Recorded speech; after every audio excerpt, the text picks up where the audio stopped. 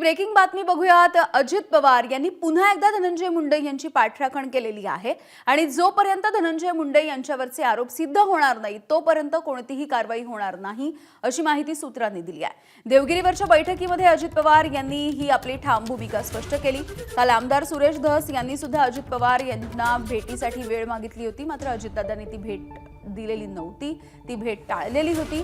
उपमुख्यमंत्री अजित पवार यांच्या देवगिरी बंगल्यावरती राष्ट्रवादी काँग्रेस पक्षाच्या बड्या नेत्यांची ही बैठक झाली। या नेत्यांमध्ये तब्बल 2 तास चर्चा झालेली आहे। त्यामुळे अजित पवार यांनी पुन्हा एकदा धनंजय मुंडे यांची पाठराखण केलेली आहे। आपण बघतोय काल राष्ट्रवादीच्या महत्त्वाच्या नेत्यांची बैठक झालेली होती। यामध्ये प्रफुल्ल पटेल, सुनील तटकरे, धनंजय मुंडे हे सगळे नेते होते अजित पवार यांच्या प्रमुख उपस्थितीमध्ये आणि त्यांच्याच देवगिरी बंगल्यावरती ही बैठक झाली होती।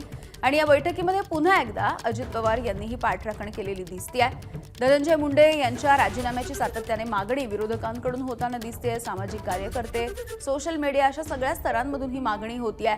या संदर्भामध्ये अनेक वेळेला पुरावे सुद्धा सादर करण्यात आलेले आहेत। संतोष देशमुख यांच्या हत्येचं प्रकरण असो किंवा मग कथित घोटाळा असो कृषी विभागामध्ये झालेला, या सगळ्याच्या संदर्भात आता नेमका काय निर्णय होणार, धनंजय मुंडेंवरती कारवाई होणार का हे बघणं महत्त्वाचं असेल। अजित पवार यांच्या राष्ट्रवादीचे प्रवक्ते सूरज चव्हाण सध्या आपल्या सोबत आहेत। सूरजजी, आता पुन्हा एकदा अजित पवार यांनी पाठराखण केलेली आहे धनंजय मुंडेंची। काल एक बैठक झाली आणि त्यामधून ही माहिती मिळतेय, काय नेमकी भूमिका आहे पक्षाची?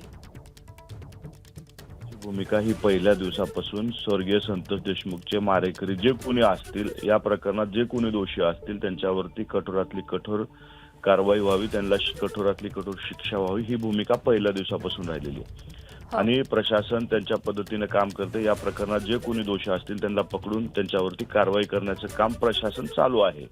परंतु जाणीवपूर्वक काही लोक राष्ट्रवादी काँग्रेस पक्ष आणि राष्ट्रवादी काँग्रेस पक्षाचे नेते बदनाम करण्याचं काम या प्रकरणाच्या माध्यमातून, या प्रकरणाच्या निमित्तानं करत आहेत।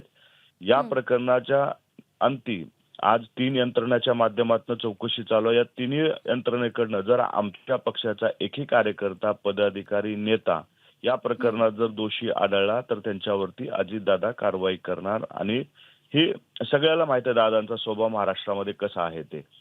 परंतु जाणीवपूर्वक राष्ट्रवादी काँग्रेस पक्ष बदनाम करणे, राष्ट्रवादीचे नेते बदनाम करणे हे या प्रकरणाच्या माध्यमातून काही लोक करतात।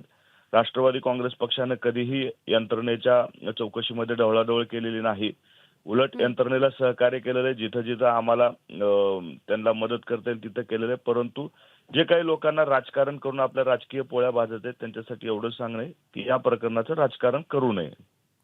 बरं सूरजजी, राजकारणाचा विषय आपण जरा वेळ बाजूला ठेवूया, मात्र संतोष देशमुख यांचं जे प्रकरण घडलं, वारंवार धनंजय मुंडे यांचा राजीनामा मागितला गेला किंवा आपण कृषी विभागातला घोटाळा, कथित घोटाळा आपण म्हणूया, ज्यावरती सुद्धा अजित पवार ज्यावरून धनंजय मुंडे यांच्यावरती टीका होताना दिसते आहे। पण आता अशी वेळ आलेली आहे की धनंजय देशमुख जे संतोष देशमुख यांचे भाऊ आहेत त्यांनी सुद्धा असं म्हटलंय की बीडमध्ये सध्या एक बी टीम कार्यरत आहे आणि त्यामुळे तपास सुद्धा योग्य होत नाहीये। नाही, असं त्यांची जिथं कुठं ऑब्जेक्शन्स असतील त्यांनी तसं गृह खात्याकडे रीतसर माहिती द्यावी की कुठं चौकशीमध्ये त्यांना वाटतं की इथं बाबा आमची व्यवस्थित चौकशी होत नाही, तशा पद्धतीचं माहिती द्यावी। उगाच कुणीतरी सांगण्यावरनं तशा पद्धतीची विधानं करणं मला चुकीचं आहे। कारण आमच्या सगळ्याची भूमिका आहेच आहे की संतोष देशमुखांना न्याय भेटला पाहिजे। त्याच्यामध्ये कुठेही कुठल्या म्हणजे या महाराष्ट्रामधला जो कोणी संवेदनशील नागरिक आहे असा कुणीही नाही की संतोष देशमुखाला न्याय भेटावा अशी भूमिका नाही, आमची सुद्धा आहे। परंतु जाणीवपूर्वक या प्रकरणाचं राजकारण जे लोक करतायत त्यांना आमची हात जोडून विनंती आहे की तुम्ही राजकारण करू नका। आपली सगळ्याची भूमिका ही संतोष देशमुखांना न्याय भेटण्याची असली पाहिजे। परंतु जाणीवपूर्वक राष्ट्रवादी काँग्रेस पक्ष आणि राष्ट्रवादीचे नेते यांना टार्गेट करून पक्ष कसा बदनाम करण्यात येईल याच्यावरती काही लोक काम करतायत आणि या प्रकरणावर आपल्या राजकीय पोळ्या भाजून घेण्याचा ज्यांचा हेतू आहे त्यांना विनंती थांबायला पाहिजे त्यांनी। ठीक आहे सूरजजी, धन्यवाद तुम्ही बोललात यासाठी।